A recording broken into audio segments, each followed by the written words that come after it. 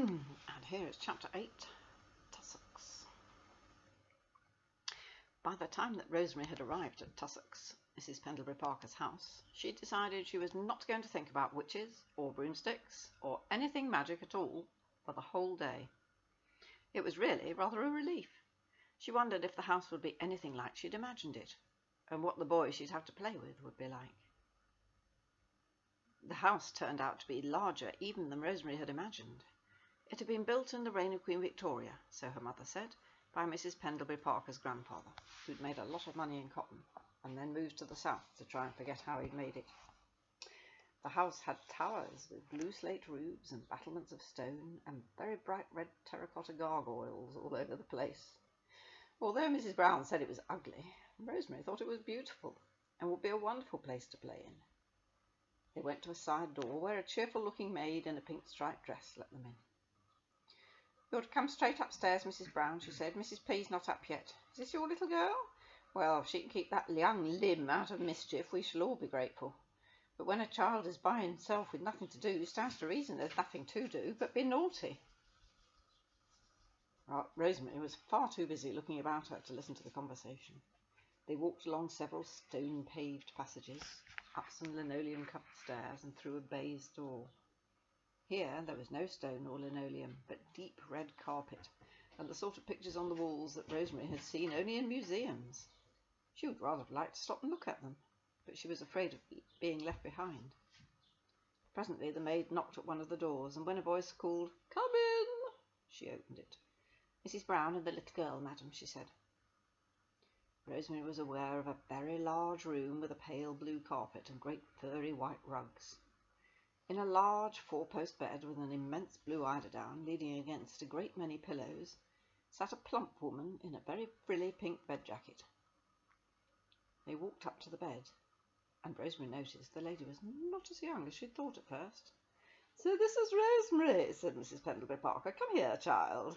Rosemary went forward, tripping over a pair of slippers that seemed to consist largely of heels and feathers. "How do you do?" she said politely. "Not very well this morning. My head, you know. But you look a nice little thing. I knew your good mother could only have a nice little girl, so I thought it'd be quite safe to ask you to play with Lancelot. Lance, dear, come here." There was a movement behind the heavy blue damask curtains, and a boy about the same height as Rosemary came towards them from the wide window seat. He was scowling hideously, and his hands were pushed down to the bottom of his pockets. "Now, you two are the same age, so you're sure to be friends," said Mrs. Pendlebury Parker. The boy scowled more deeply than ever. It was funny, thought Rosemary. Grown-ups took it for granted that children of the same age must always be friends. She found herself thinking that Mrs. Pendlebury Parker and Mrs. Walker must be about the same age, and yet it was very unlikely that they would be friends. "Now run along and play, dears, and do try to be good children." The boy looked at Rosemary and, with a nod of his head, motioned her to the door and followed her out. When he got outside, he blew out his cheeks as though he was a balloon letting itself down. "She knows I hate it, and she will go on doing it." "Who does what?" asked Rosemary. "Aunt Amabel will call me Lancelot. Just that's because what her father was called, my grandfather, you know. I was called after him to try and make him forgive Mum, but it didn't.